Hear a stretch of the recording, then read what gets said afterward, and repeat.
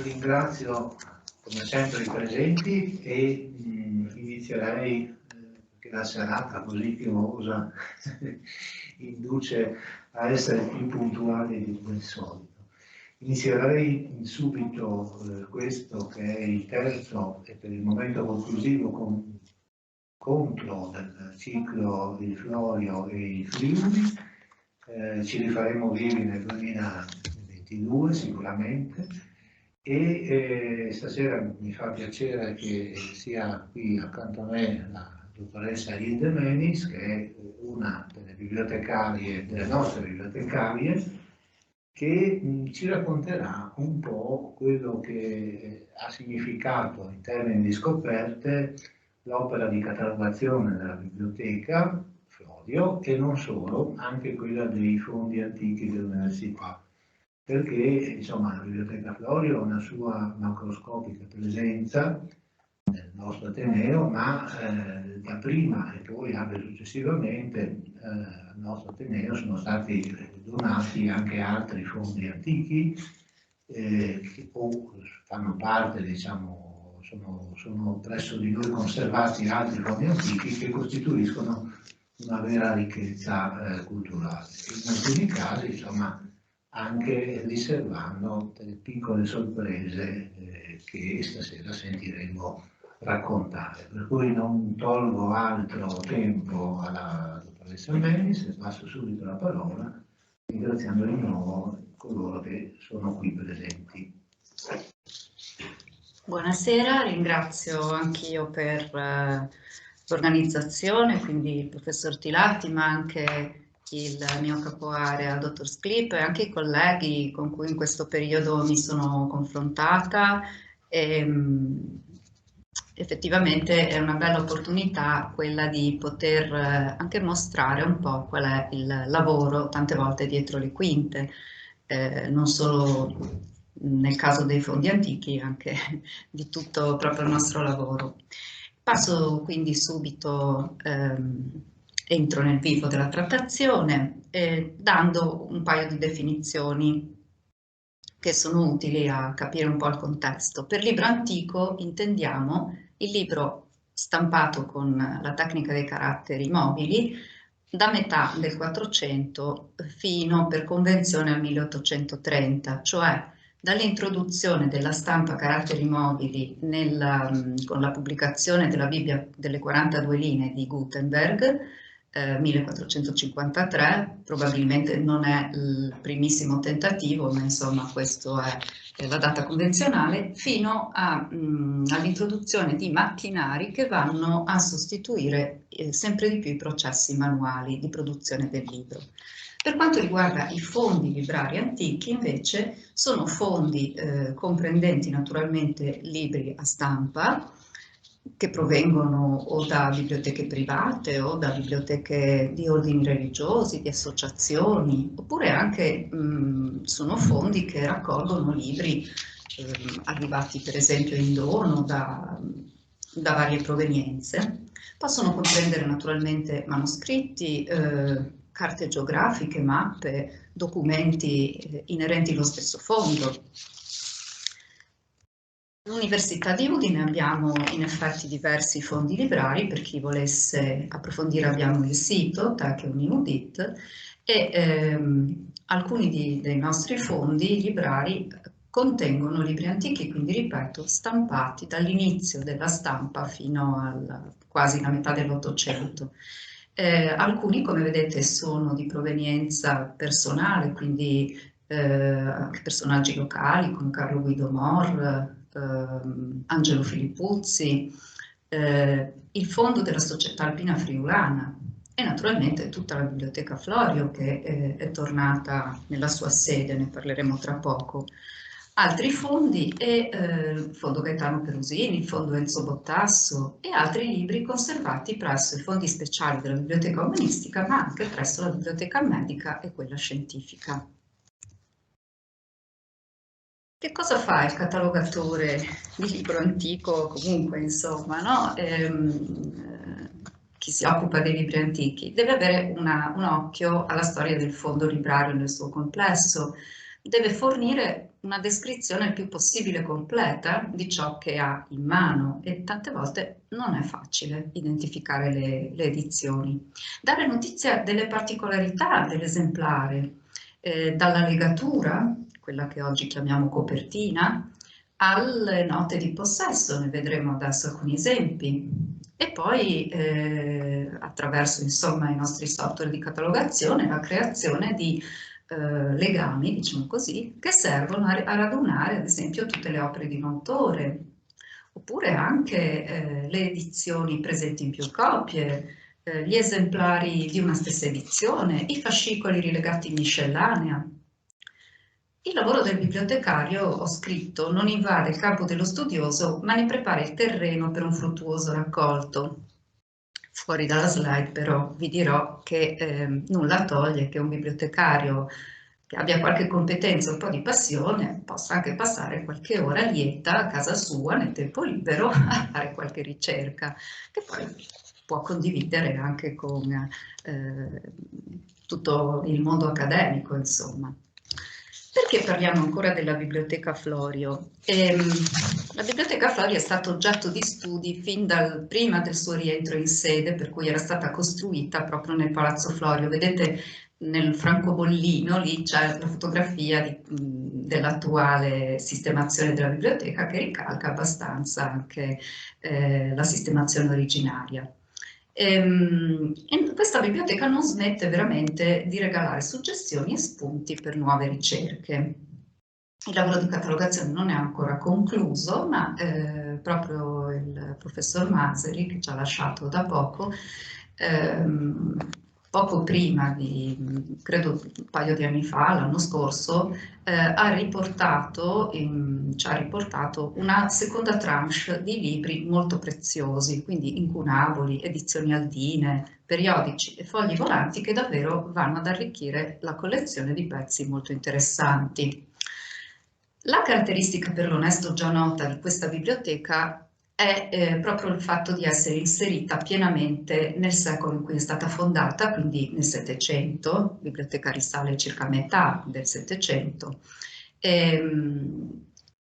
Francesco Florio e Daniele Florio, due fratelli fondatori della biblioteca, sicuramente scelgono le opere da acquistare in base a un interesse sì di tipo culturale, ma anche in base a un gusto estetico,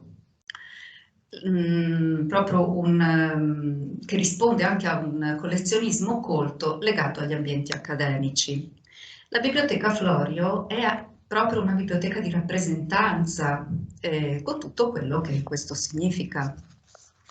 Non è solo una biblioteca di studio, anche se sicuramente nasce, come ho detto, per accrescere le conoscenze di questi due fratelli. Ricordo che Francesco era primicerio della Chiesa udinese, Daniele Florio si fa un nome presso la corte di Vienna come poeta, quindi insomma c'è sicuramente un'adesione a tutto il clima culturale, anche appunto accademico.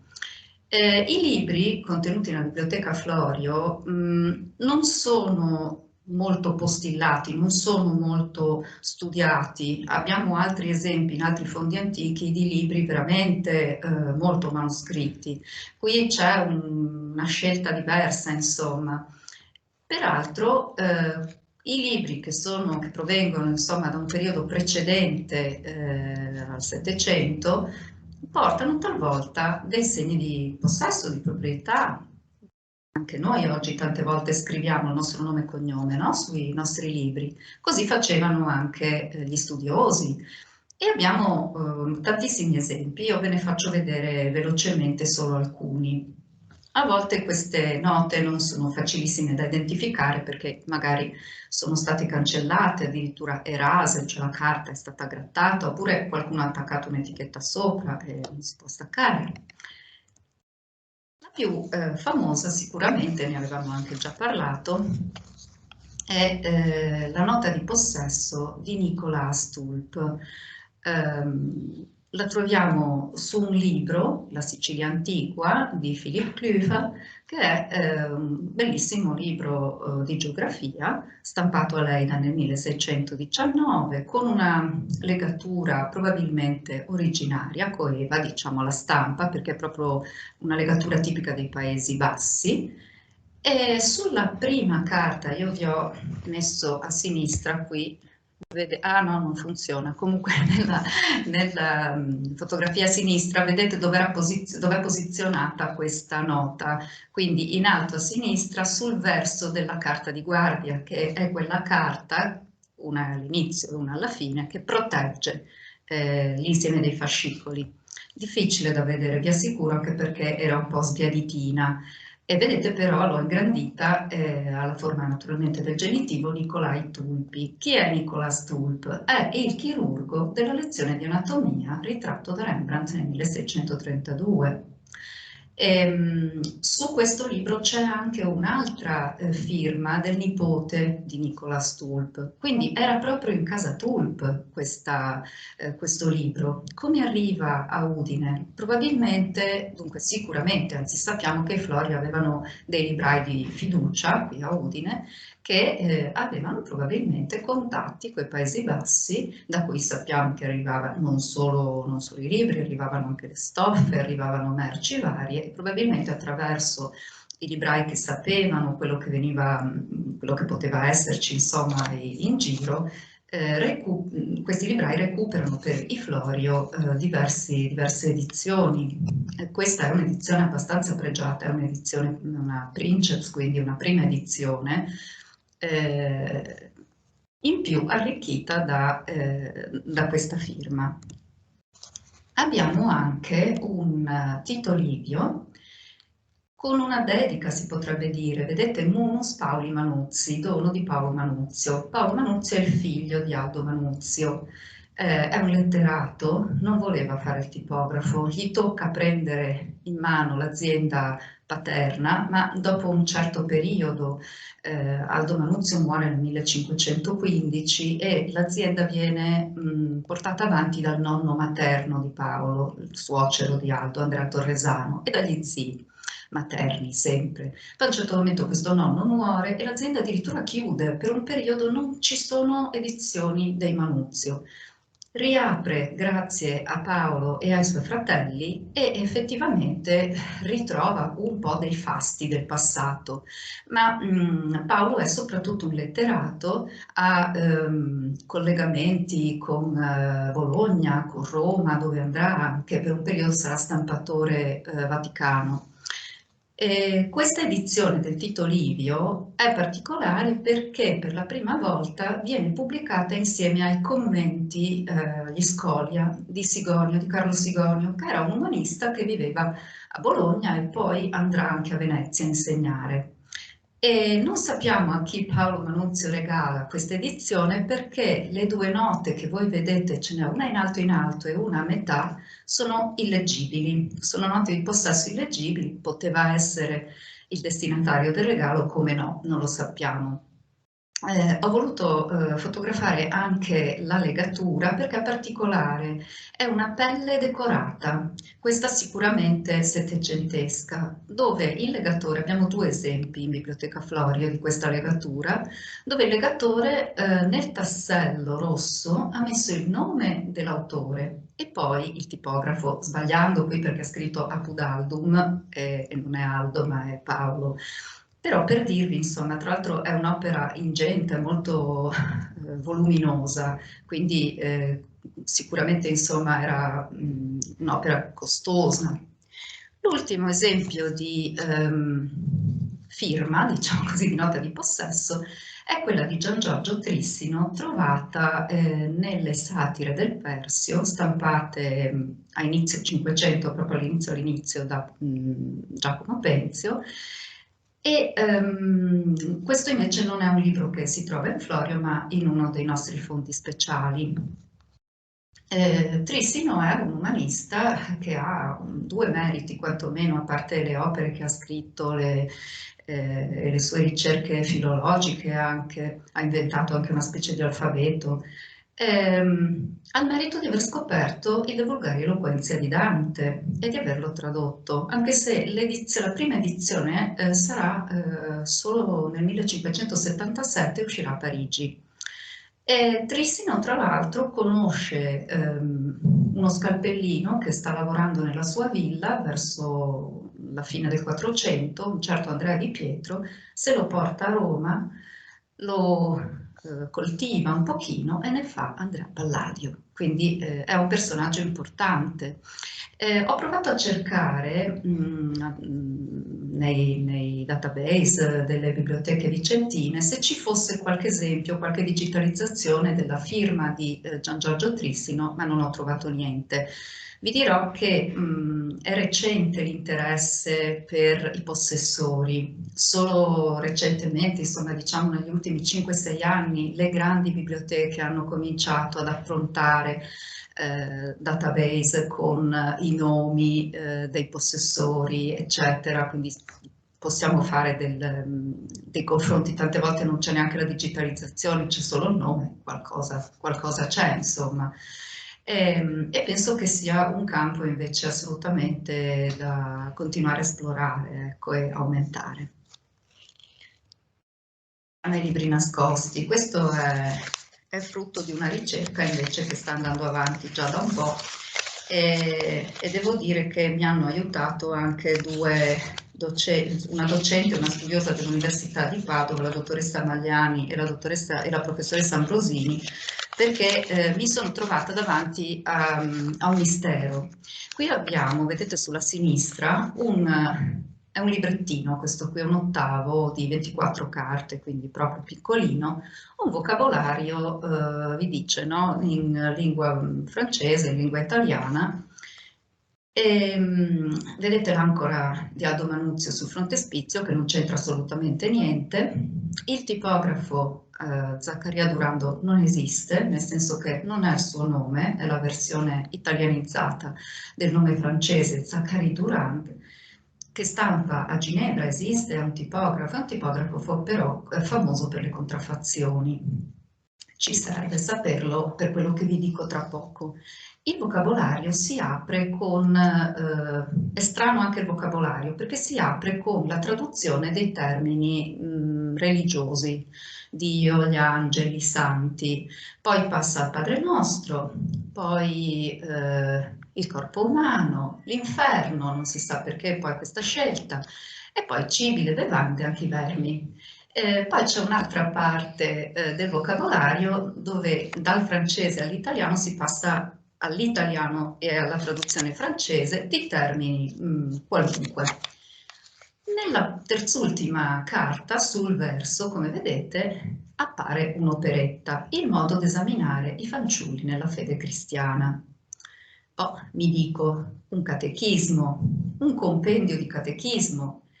Sembra tutto a posto, se non che alla domanda viene formulato come si usava anche già nel Medioevo, in forma di dialogo maestro-discepolo, precettore-discepolo. Il precettore chiede quali sono i sacramenti della vita cristiana, anzi quanti sono e quali sono, e il discepolo risponde sono due, il battesimo e la Santa Cena. Oh, mi dico, anche un cattolico non tanto praticante capisce che siamo in un mondo che non è quello cattolico ma quello protestante. E in effetti, tornando al nostro tipografo, Zacharie Durand è il contraffattore di Jean Crespin. Jean Crespin è l'editore di Calvino a Ginevra e quindi un po' di cose tornano. Per l'onesto vi dirò che le cose che io vi racconto in 30 secondi ci ho messo un po' a scoprirle. E questo metodo, questo modo di esaminare i fanciulli nella fede viene pubblicato quasi in tutte le operette, in tutte le raccolte di preghiere, di traduzioni dei salmi fatte da Calvino tra il 500 e il 600. Quindi è proprio un compendio. Perché viene pubblicato dentro un vocabolario? A oggi ho due ipotesi. Una è che fosse destinato a un mercato di italiani in Italia, non a Venezia, perché a Venezia avrebbero capito subito la contraffazione, Però per eludere la censura lo si nasconde come si faceva normalmente e si spera che il censore, che non aveva tempo di stare a leggere tutti i libri, passasse oltre, vede un vocabolario, passa oltre. La seconda ipotesi, suggeritami un po', come dicevo, anche dalle studiose dell'Università di Padova, è che forse questo fosse proprio un catechismo comprensivo del dizionario iniziale per insegnare agli italiani che erano in Svizzera un pochino di francese, ma già che c'erano, istruirli sulla vera dottrina. Anche appunto lo stesso vocabolario iniziale non è proprio così innocente. E quindi, come potete vedere, insomma, ci sono pubblicazioni che nascondono molto di più di quello che sembra. Questa pubblicazione non è censita da nessun repertorio, almeno ne ho consultati tantissimi, ma non è conosciuta.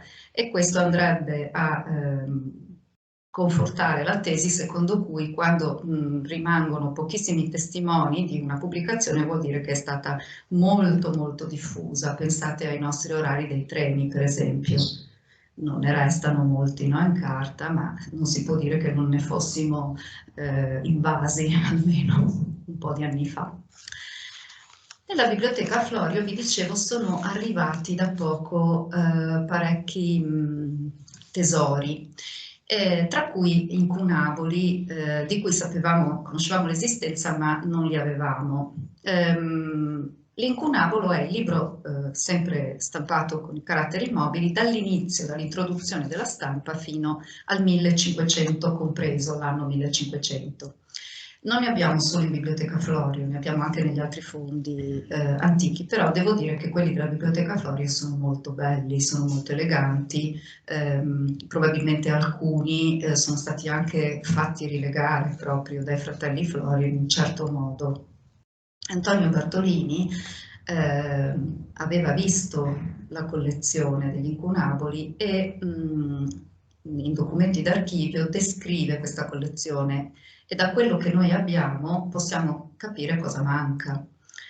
E mancano probabilmente delle opere molto preziose, quantomeno antiche. Pensate che il primo libro di cui si è data certa stampato in Italia è un Lattanzio del 1468, insomma è la data convenzionale del primo libro stampato in territorio italiano. Qui c'era un Plinio di Giovanni da Spira del 1469. C'erano opere dei fratelli da Spira, stiamo parlando di quei tipografi che avevano lavorato a contatto con Gutenberg e poi si erano spostati in Italia, prima a Subiaco, poi a Roma, poi a Venezia. Ci conforta comunque che rimangono almeno una quarantina di incunaboli, quindi insomma qualcosa c'è ed è qualcosa di molto bello. Vi faccio vedere il Lattanzio del 1474, un'opera molto elegante già nella sua stampa, ma che viene arricchita addirittura da miniature. Guardate le iniziali miniate che si trovano nelle pagine, ce n'è 8 in tutto. E questa carta 15 retto che ha questa bellissima miniatura a tutta pagina. Ora, non è una rarità. Venezia ha un intero fondo di manoscritti, di incunaboli miniati, perché l'incunabolo quando nasce conserva ancora delle caratteristiche materiali che richiamano un pochino il manoscritto e se c'è la possibilità economica molti possessori li fanno anche miniare. Adesso con la produzione e anche la digitalizzazione di tante pubblicazioni possiamo vedere online, per esempio, lo stesso incunabolo non miniato. Veniva lasciato uno spazio per la letterina, poi se si poteva si decorava, se no no. Vedete che nel Lattanzio c'è anche la decorazione di tutte le rubriche, cioè di tutti i capoversi. È veramente molto ricco. 83 esemplari di questo incunabolo, naturalmente non miniati, però non sono neanche pochi, 83 nel mondo. Noi abbiamo diversi repertori, quello italiano, quello tedesco e quello diciamo angloamericano. Quello angloamericano è il più completo e anche il più recente e quindi ci dice insomma tante cose sulla distribuzione nel mondo di queste pubblicazioni. Vediamo che i Florio erano interessati però ad avere più edizioni della stessa opera e infatti troviamo anche il Lattanzio del 1490. Questo, quello di prima era stato stampato a Roma da uno dei prototipografi tedeschi, questo invece è stampato a Venezia e come vedete questo non è miniato, non è decorato. Ci sono due note così che ho voluto riportare, l'ex libris del Pievano di Bertiolo, Antonio Bini, e la nota datata del 1643 dell'Inquisitore di Aquileia e Concordia. C'era proprio un ufficio dell'Inquisizione di Aquileia e Concordia che fondamentalmente dice questo libro si può leggere, beh, meno male, insomma, no? Considerata anche la mole, sono tutti, guardate la quantità di carte anche, no? Sono libri in folio, grandi, formato grande, tante carte, erano imprese anche economiche per chi le metteva in atto.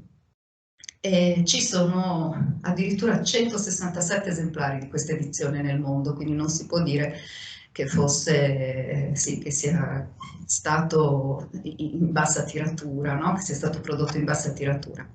Questo esemplare, il nostro, della Biblioteca Florio, però è mutilo nella parte finale. Allora ho potuto ricostruire le parti mancanti con una digitalizzazione della Biblioteca di Monaco. E la cosa simpatica, particolare, è che tutti gli esemplari di questa edizione portano l'errore della data, non 1490 ma 1390. Nell'esemplare della Florio a mano qualcuno ha anche corretto l'errore, quindi è una cosa simpatica.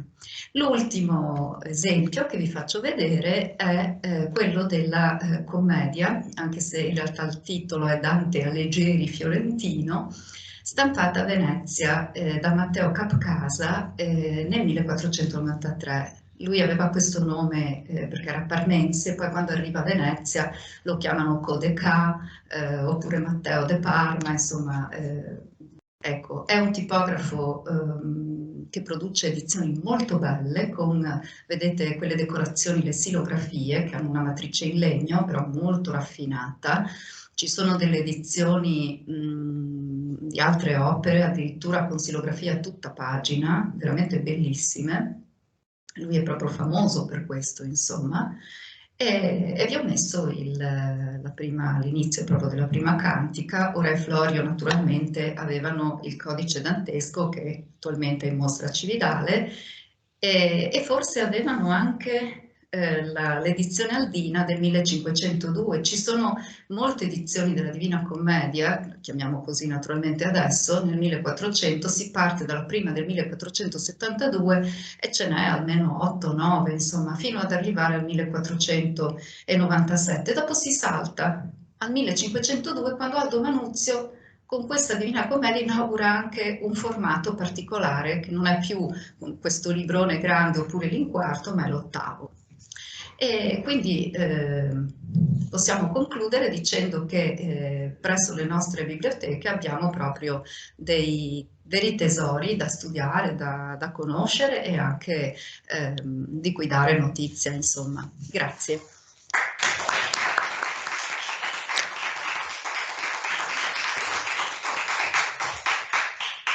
Io avevo detto di essere sintetici, ma non troppo.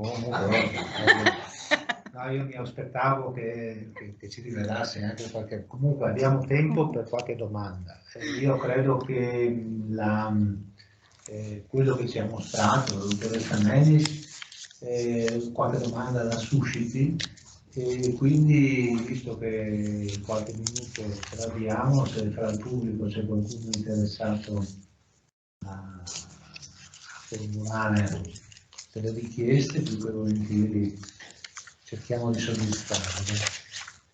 Forse il professore si è occupato di più di questa parte. Ah sì, mi dicono di ripetere la domanda al microfono perché sennò poi nella registrazione si rischia di non sentire. Quindi dove venivano acquistati i libri dei Florio? La persona che ha chiesto dice so che c'era una libreria in via Mercato Vecchio. Sì, certo, non credo che andassero loro in libreria, penso che avessero dei contatti con diversi librai, non uno solo, mi pare, Allora, vero? sì, in archivio, che è depositato all'Archivio di Stato, nella parte diciamo, di proprietà del comune, soprattutto perché l'archivio Florio è stato, nel secondo dopoguerra, è stato suddiviso fra gli eredi, una parte è rimasta a Giuliana Canciani sostanzialmente e poi alla figlia Francesca Florio e quindi al professor Maseri. Quella parte è stata donata all'università e noi l'abbiamo depositata, è di proprietà dell'università, ma l'abbiamo depositata in archivio di Stato, dove già c'era l'altra metà dell'archivio Florio, che invece appunto è arrivata in donazione al Comune di Udine e il Comune di Udine poi è depositata all'archivio di Stato. Comunque, al di là delle peregrinazioni archivistiche, il bello è che adesso tutto l'archivio sta assieme. Comunque, le ragioni della suddivisione non sono ben chiare, insomma. Hanno cercato di distribuire dei fondi o comunque delle buste secondo probabilmente criteri che a noi sfuggono, ma in ogni caso fra le buste dell'archivio di proprietà del comune c'è anche una busta che contiene un bel nucleo di carte che sono altrettante ricevute d'acquisto o anche lettere di Daniele, soprattutto Daniele Florio, che si rivolgeva a librai locali, ma soprattutto padovani, un certo Scapin, ma anche a Venezia, usava anche i suoi fattori, diciamo, come insomma, era abituale per recuperare, oppure usava insomma, anche corrispondenze di altra natura con personaggi che a lui erano legati o per motivi di famiglia o per motivi culturali. Anche a Napoli ci sono recapita delle lettere che fra le varie amenità delle relazioni sociali includono anche richieste di procurarsi libri e via dicendo. Nello specifico diciamo che la massa maggiore di libri arriva da Padova o da Venezia, ma nulla vieta che per esempio anche il nipote gli procurava libri a Bologna, lo sappiamo perché nelle lettere familiari ci sono scambi di questa natura. Quindi da qualsiasi parte potessero arrivare erano ben accetti. Poi in alcuni casi non sono librai professionisti che cedono libri, ma famiglie che si scambiano anche libri o alienano libri di famiglia dagli ex libri sappiamo che ci sono per esempio dei libri che appartenevano ai Caimo, Di Topo. di Topo, insomma, come viceversa noi abbiamo libri come ex libris Florio in biblioteca di Oppi, insomma, perciò c'è una circolazione. Per quanto concerne gli acquisti esattamente di Daniele, si può dire che per esempio quello di Tulp l'ha comprato in realtà a Venezia, c'è proprio la ricevuta, adesso a memoria non mi ricordo quanti soldi abbia speso. Per il codice Florio, quello della Divina Commedia, lì c'è un punto di domanda, sicuramente se lo procura qui, in Friuli, perché sempre in quella busta c'è un elenco di manoscritti corposo che Florio Daniele spunta e sappiamo che oltre al codice Florio che è descritto esattamente, quello è insomma, deve aver acquistato anche altri manoscritti e in alcuni casi abbiamo il riscontro archivistico, per cui c'è corrispondenza tra le spunte e le acquisizioni. Non c'è un prezzo e non c'è neanche il nome del venditore, però è manoscritto, quindi può darsi che un domani si riesca a riconoscere la provenienza e anche la persona. Quindi la risposta è multipla, nel senso che acquistava libri dovunque gli capitasse, a volte se li faceva regalare. Ci provo per esempio a Napoli a farsi regalare alcune edizioni che riguardavano gli scavi di Pompei, ma gli dicono sostanzialmente che il re non era molto favorevole, anzi Tanucci, che era il ministro plenipotenziario, non si voleva vendere i libri, non regalarli, insomma questo era il risultato.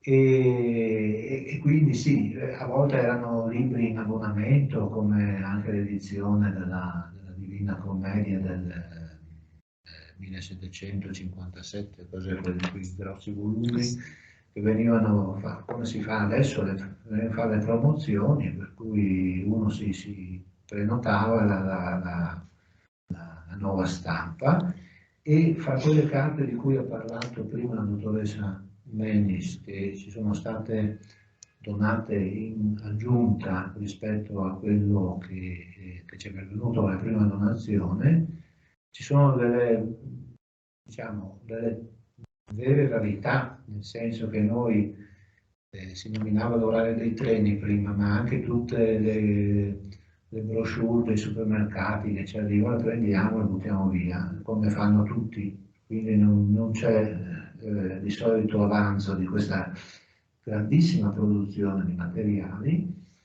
I Florio non buttavano via niente, si sono tenuti, sono foglietti di 10x10, 5x10, che sono tutte le pubblicità dei librai e delle nuove edizioni che qualche volta compravano direttamente dallo stampatore, insomma, quindi le vie erano le più diverse e per molti libri sappiamo anche quanto costassero, eccetera. Però non per tutti, insomma, questo è bello. Poi c'è la parte della legatura, insomma, sappiamo che molto spesso, ecco, questo posso dirlo come curiosità, o almeno diciamo in alcuni casi, il vino è la contropartita dei libri, nel senso che per tenersi buoni i librai e avere le offerte migliori, Florio spediva un piccolito al Fosco a Venezia, quindi che erano apprezzati e graditi, o a Padova, insomma, da Scapin, che lo ringrazia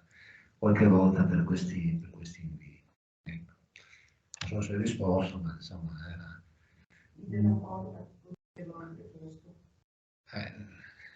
vabbè, insomma, anche loro lo producevano a Brazzano di Cormonci, insomma.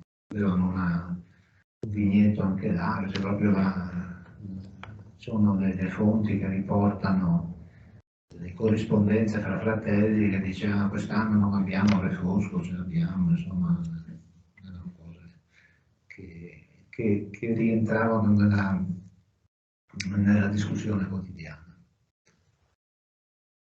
Perché poi scrivevano tanto, per fortuna, i nostri messaggi online non so quanto dureranno, ma loro insomma scrivevano tanto e quindi ci hanno lasciato molti aneddoti, molti ricordi, però poi costruiscono una storia un po' più articolata.